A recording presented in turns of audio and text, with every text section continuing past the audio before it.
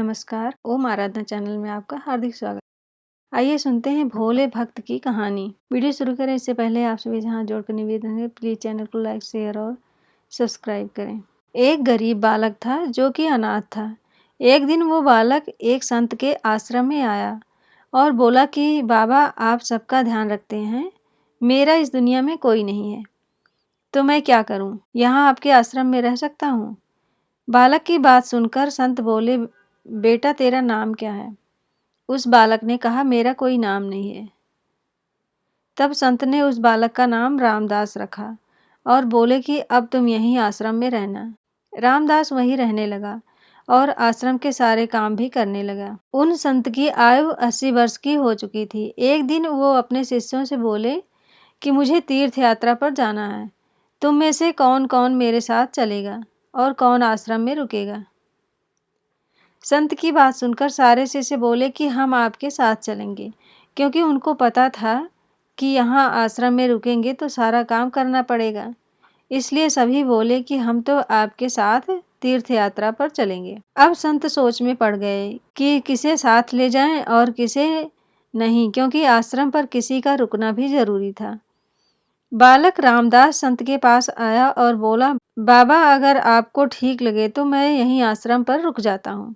संत ने कहा, ठीक है, पर तुझे काम करना पड़ेगा। आश्रम की साफ सफाई में भले ही कमी रह जाए, पर ठाकुर जी की सेवा में कोई कमी मत रखना। रामदास ने संत से कहा कि बाबा, मुझे तो ठाकुर जी की सेवा करनी नहीं आती। आप बता दीजिए कि ठाकुर जी की सेवा कैसी करनी है, फिर मैं कर दूंगा। संत रामदास को अपने साथ मंदिर ले गए। वहां उस मंदिर में राम दरबार की झांकी थी। श्री राम जी, सीता जी, लक्ष्मण जी और हनुमान जी थे। संत ने बालक रामदास को ठाकुर जी की सेवा कैसे करनी है सब सिखा दिया। रामदास ने गुरुजी से कहा कि बाबा, मेरा इनसे रिश्ता क्या होगा, ये भी बता दो, क्योंकि अगर रिश्ता पता चल जाएगा तो सेवा करने में आनंद आएगा। उन संत ने बालक रामदास को कहा कि तू कहता था ना कि मेरा कोई नहीं है, तो आज से ये राम जी और सीता जी तेरे माता पिता हैं। रामदास ने साथ में खड़े लक्ष्मण जी को देखकर कहा, अच्छा बाबा, और ये जो पास में खड़े हैं वो कौन है? संत ने कहा, ये तेरे चाचा जी हैं। हनुमान जी के लिए कहा कि ये तेरे बड़े भैया हैं। रामदास सब समझ गया और फिर उनकी सेवा करने लगा। संत शिष्यों के साथ यात्रा पर चले गए। आज सेवा का पहला दिन था। रामदास ने सुबह उठकर स्नान किया, आश्रम की साफ सफाई की और भिक्षा मांगकर लाया और फिर भोजन तैयार किया। फिर भगवान को भोग लगाने के लिए मंदिर आया। रामदास ने श्री राम, सीता, लक्ष्मण और हनुमान जी के आगे एक एक थाली रख दी और बोला, अब पहले आप खाओ, फिर मैं खाऊंगा। रामदास को लगा कि सच में भगवान बैठकर खाएंगे, पर बहुत देर हो गई, रोटी तो ऐसी की वैसी ही थी। तब बालक रामदास ने सोचा, नया नया रिश्ता बना है तो शर्मा रहे होंगे। रामदास ने पर्दा लगा दिया। बाद में खोलकर देखा, तब भी खाना वैसे का वैसा पड़ा था। अब तो रामदास रोने लगा कि मुझसे सेवा में कोई गलती हो गई, इसलिए खाना नहीं खा रहे हैं, और ये नहीं खाएंगे तो मैं भी नहीं खाऊंगा और मैं भूख से मर जाऊंगा, इसलिए मैं तो अब पहाड़ से कूद कर ही मर जाऊंगा। रामदास मरने के लिए निकल जाता है। तब भगवान राम जी हनुमान जी को कहते हैं, हनुमान जी, जाओ उस बालक को लेकर आओ और बालक से कहो कि हम खाना खाने के लिए तैयार हैं। हनुमान जी जाते हैं और रामदास कूदने ही वाला होता है कि हनुमान जी पीछे से पकड़ लेते हैं और बोलते हैं, क्या कर रहे हो?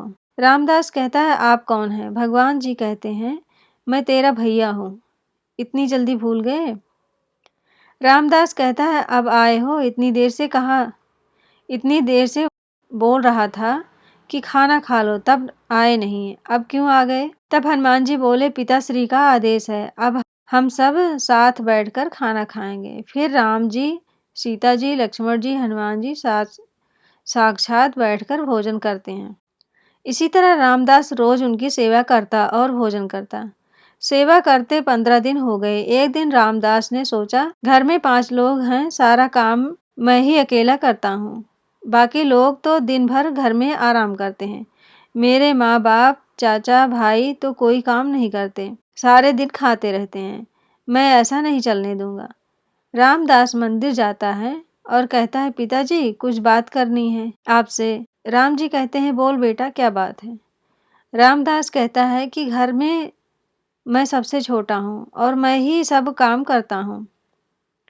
अब से मैं अकेले काम नहीं करूँगा, आप सबको भी काम करना पड़ेगा। आप तो बस सारा दिन खाते रहते हो और मैं काम करता रहता हूँ, अब से ऐसा नहीं होगा। राम जी कहते हैं, तो फिर बताओ बेटा हमें क्या काम करना है। रामदास ने कहा, माता जी अब से रसोई आपके हवाले और चाचा जी आप घर की साफ सफाई करिएगा। भैया जी शरीर से मजबूत हैं, जाकर जंगल से लकड़ियाँ लाएंगे। पिताजी आप बाजार से राशन लाइए और घर पर बैठकर पत्तल बनाएंगे। सबने कहा ठीक है, मैंने बहुत दिन अकेले सब काम किया, अब मैं आराम करूँगा। अब सभी साथ मिलकर काम करते हुए एक परिवार की तरह सब साथ रहने लगे। एक दिन वो संत तीर्थ यात्रा से लौटे तो देखा आश्रम तो शीशे जैसा चमक रहा है। वो बहुत प्रसन्न हुए, मंदिर में गए और देखा कि मंदिर से प्रतिमाएं गायब हैं। संत ने सोचा कहीं रामदास ने प्रतिमा बेच तो नहीं दी। संत ने रामदास को बुलाया और पूछा भगवान कहाँ है। रामदास भी अकड़कर बोला कि मुझे क्या पता, हनुमान भैया जंगल लकड़ी लाने गए होंगे, लखन चाचा झाड़ू पोंछा कर रहे होंगे, पिताजी राम पत्तल बना रहे होंगे, माता सीता रसोई में काम कर रही होंगी। संत बोले ये क्या बोल रहा है। रामदास ने कहा बाबा मैं सच बोल रहा हूँ, जब से आप गए हैं ये चारों काम में लग गए हैं, ये चारों काम में लगे हुए हैं। वो संत भागकर रसोई में गए, सिर्फ एक झलक देखी कि सीता जी भोजन बना रही हैं, राम जी पत्तल बना रहे हैं और फिर वो गायब हो गए, मंदिर में विराजमान हो गए। संत रामदास के पास गए और बोले आज तुमने मुझे मेरे ठाकुर का दर्शन कराया, तू धन्य है। और संत ने रो रो कर रामदास के पैर पकड़ लिए। रामदास जैसे भोले निश्चल भक्तों की भक्ति से विवश होकर भगवान को भी साधारण मनुष्य की तरह जीवन व्यतीत करने आना पड़ता है। जय श्री राम। ये कहानी आपको कैसी लगी प्लीज़ कमेंट में ज़रूर बताइएगा। अगर आप इस चैनल पर नए हैं तो प्लीज़ लाइक शेयर और सब्सक्राइब करें, जिससे आने वाली वीडियो आपको मिल जाए।